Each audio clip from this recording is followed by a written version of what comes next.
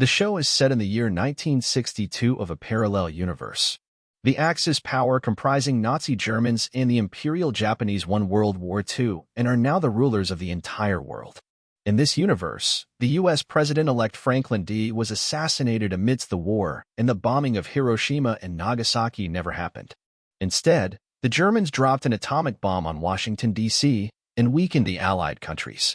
In the current world, the Germans rule over all of Europe and Africa, and the Empire of Japan controls all of Asia.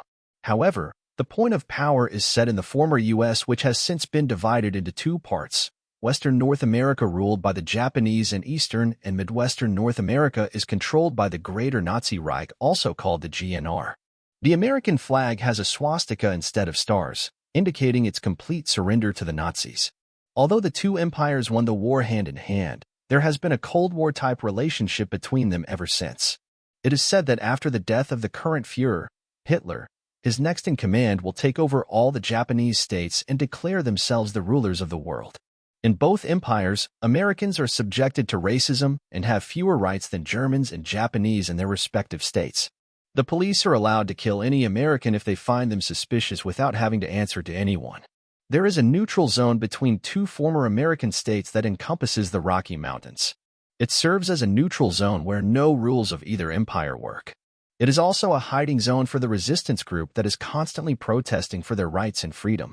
Then, we are introduced to Joe Blake, who lives in Nazi-occupied New York. Tired of being a slave to the Nazis, he is looking to be part of a resistance group.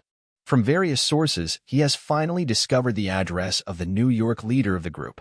As he travels to the said place, we see the Times Square billboards filled with Nazi propaganda and advertisements about the Führer. The headquarters turns out to be a shipping company, and the leader is a manager named Don. Joe tells him that he is a rebel, but Don laughs at his face. Joe has gotten their address, which means he's already qualified to be their ally, but according to Don, someone like him will blurt out all their secrets to the police if caught. Joe tells the manager that his will to fight is not that weak, and Don ultimately gives him a chance. As his first task, he is asked to drive a truck filled with coffee machines to Canyon City, Colorado, which is a neutral zone. Joe inquires what else the truck contains, but he is asked to do as told without asking many questions. Right before he leaves, the place is raided by the Nazis. Joe manages to drive away while Don is caught and arrested. It turns out that the third highest Nazi rank officer, Obergruppenführer Smith, initiated the raid. He used to be a U.S. Army captain before he joined hands with the Nazis and is now loyal to them. When told about Joe and the truck, the Obergruppenführer orders his people to catch the truck at any cost. Then, we are taken to San Francisco, a Japan-ruled city in the West. Juliana is an Aikido expert and a happy American living under Japanese control. One day after practice, she is approached by her friend named Doni, who has a crush on her. He asks her out on a coffee date, but Juliana reveals that she already has a boyfriend named Frank. Later that day, she meets her sister Trudy, who had been MIA for the past week. Trudy is happy about something and claims that their life is about to change for the better. Then, we see Juliana meet her boyfriend Frank, who is great at art. However, since the Japanese are not a big fan of modern art, he has taken a job as a mechanic in a factory. As they chat, we find out that Frank is Jewish and is always living in fear of the Nazis. This is why Juliana doesn't want to have his children, because they will also be subjected to fear every day of their lives. After the date, Juliana is returning home when suddenly, Trudy stops her. She frantically hands her a film and claims that it is their only way to freedom. With that being said, she runs away and is killed by the police a few minutes later. Juliana witnesses this and runs into her apartment before playing the content of the film, which is named The Grasshopper Lies Heavy. It shows a world where the Nazis were defeated and how world politics played out after that. Juliana is in shock as the video gives her a taste of freedom and makes her want to fight. After that, we find out that the film is a product distributed by someone named the Man in the High Castle. Not even the high-rankings officials know who he is or what he wants. But he seems to be an ally to the resistance group who has access to things that normal people don't. The government has put a ban on these films, but they continue being distributed secretly. Frank arrives home and freaks out upon finding out that Juliana has a film. He wants to hand it over to the police first thing in the morning so they won't be in trouble. The next morning, Juliana finds a ticket to Canyon City with an address and a time. It is clear that her sister had to bring the film to that place, but now it is her responsibility. When Frank isn't around, she runs away with the film to the bus station. She also hides the film under another one to cover up the story even if she is caught. In the following scene, we are taken to the German embassy in the Japan-ruled empire. A high-ranking Nazi commander Hugo meets the Japanese trade minister Tagomi, who has come to inform them about the arrival of the Japanese prince and princess. Even the German embassy must be decorated according to their taste, which doesn't satisfy the Germans. Still, they agree to do it to avoid unwanted tension. Somewhere else, Don has been tied to the ceiling and tortured. The Obergruppenführer and his right-hand man Eric come to meet him, but Don remains unbothered by their presence and continues his silence. Meanwhile, Joe's truck stops on the way because of a flat tire. As a kind man helps him replace it, Joe notices ashes in the air. It turns out that somewhere nearby, the Germans are burning mentally and physically disabled people because they don't want to waste their resources on them. After that, Joe continues the journey until he reaches a police checkpost. In a moment of heat, he brings out a film from under the truck and hides it somewhere else. The police do not find it and set him free.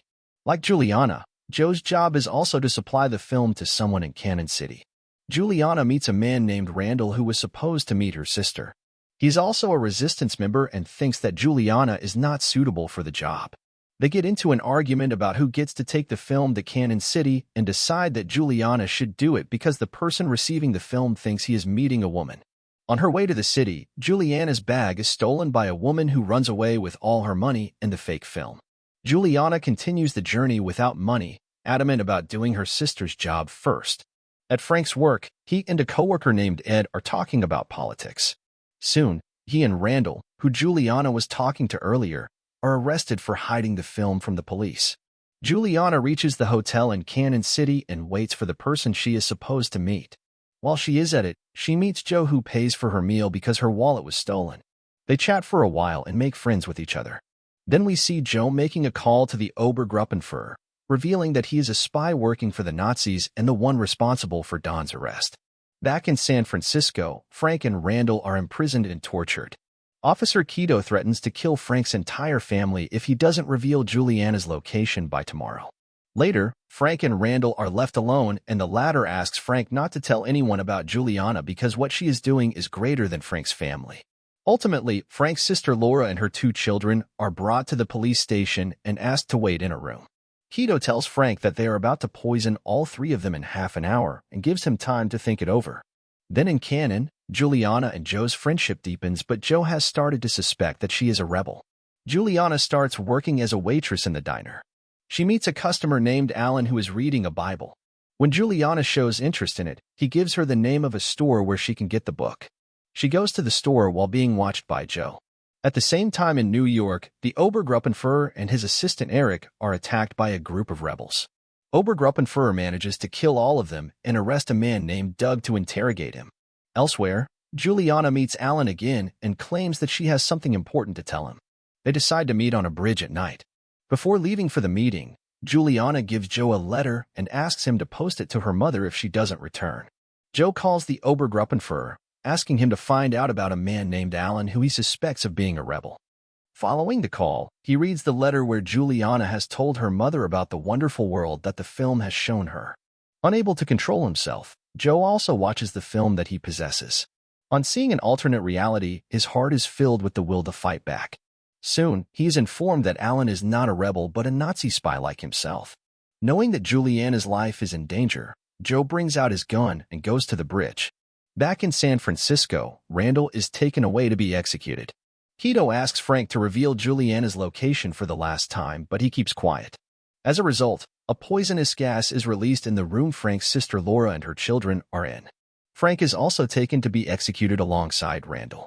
Minutes before his execution, Keto finds the woman who stole from Juliana on the bus. Upon discovering the fake film, they assume that Juliana and Frank are innocent. Frank is saved seconds before his death, but his family dies because of Keto's mistake. Then on the bridge, Alan tries to kill Juliana but is interrupted by Joe's arrival. Juliana pushes him off the bridge and kills him. Right after, she breaks down crying while Joe holds her in his arms. They return to the hotel where Joe helps Juliana relax. Despite the guilt of killing a person weighing her down, she keeps her cool. She inquires if Joe read the letter she left for her mother, and he replies with a yes. Juliana doesn't mind because she trusts him and thinks that he did it because he was worried for her. The two have to check out of the hotel as soon as possible because a dead Nazi agent means more are going to come looking for them.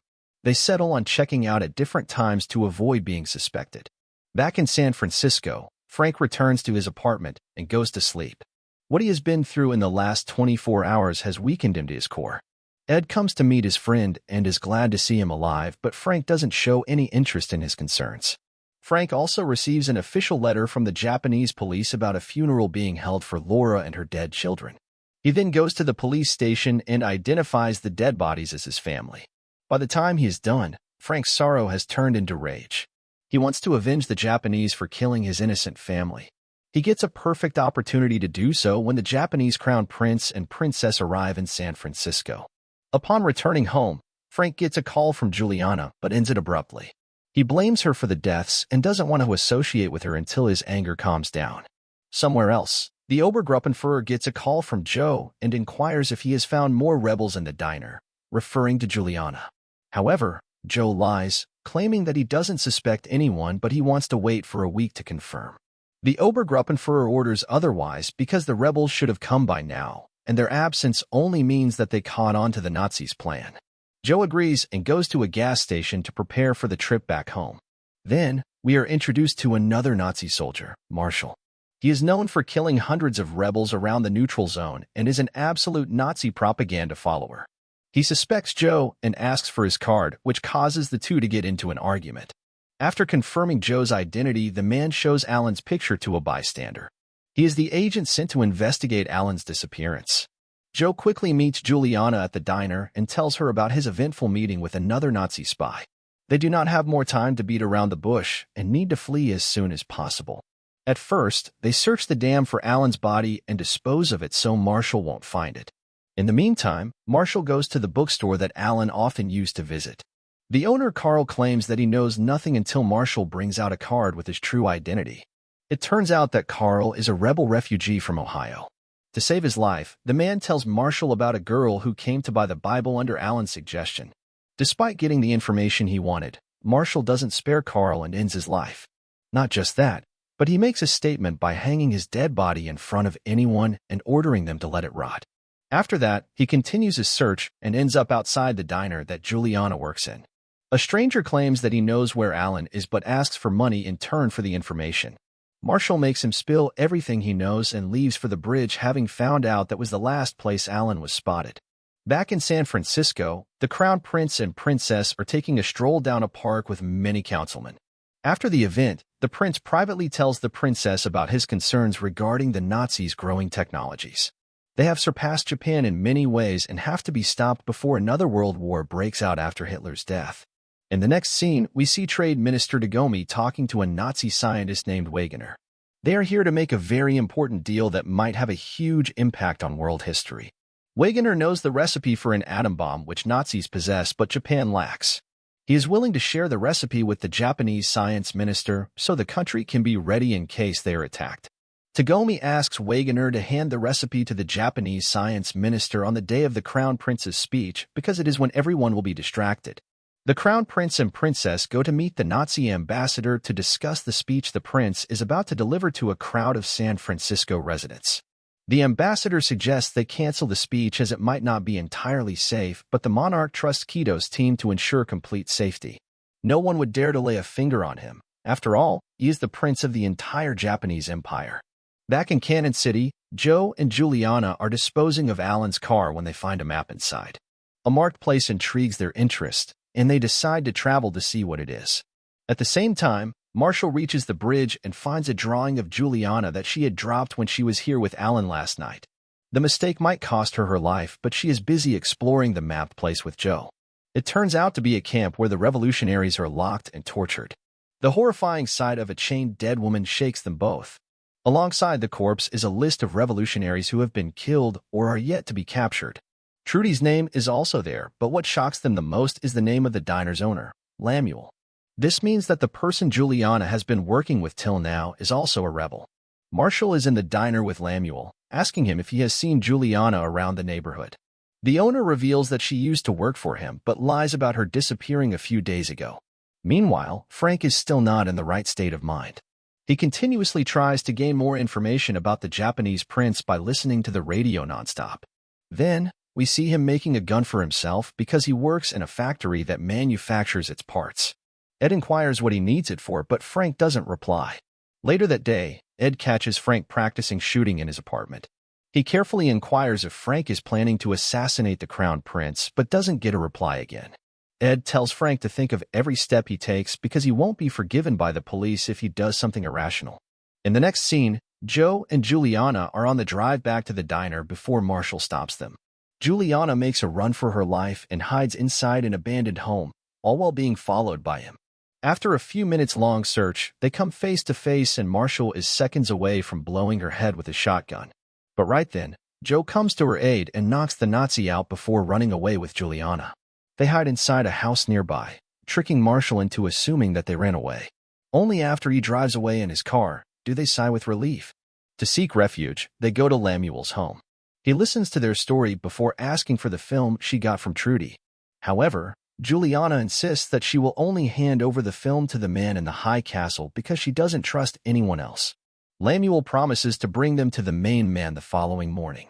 Joe then surprises us by telling all the information to Obergruppenführer Smith, but he doesn't tell him about the part where he helped Juliana. Morning comes and Lemuel brings Joe and Juliana on a hike in the woods. However, halfway in, they are surrounded by a group of revolutionaries who recognize Joe as a spy. He proves his innocence by showing them the film that he wouldn't have brought if he was a spy. Moreover, Juliana also takes his side since he has helped her against the Nazis time and again. Lemuel apologizes for the misinformation and asks them to go to a place on the other side of the hill to stay away from Marshall, who is desperately looking for them. Elsewhere, Wegener is preparing microfilm with information about how to manufacture an atom bomb. He is to hand this film to the Japanese science minister during the speech that is about to take place shortly. Hours before the speech, Frank buys a bunch of bullets under the name of a Japanese person living in Tibet. The owner of the shop helps him when offered an absurd amount of money. Ed finds the loaded gun and tries to stop Frank from doing anything stupid. In the ensuing struggle, Frank is shot in the shoulder, but he manages to lock Ed inside a room and make his way to the speech. Juliana is trying to steal a car for their escape, but Marshall catches her in the act. She drives away in a hurry, causing her to get into an accident that burns her alive. Marshall inspects her burning corpse before confirming that she is dead. What he doesn't know is that it was a plan set by Joe and Juliana to get him off their backs. When everything calms down, Juliana calls Frank, but Ed picks up the phone. He tells her everything Frank has been up to, prompting her to take the immediate next bus to San Francisco. Joe watches her go in shock and feels betrayed. Meanwhile, in San Francisco, the prince's speech finally starts. Wegener is in the crowd about to hand over the microfilm to the science minister. Somewhere nearby is Frank getting ready to take his revenge. As he pulls the gun out slowly, someone else shoots the prince before him. The episode ends as he watches the injured prince in astonishment. Like and subscribe our channel Mystery Reviews for more videos.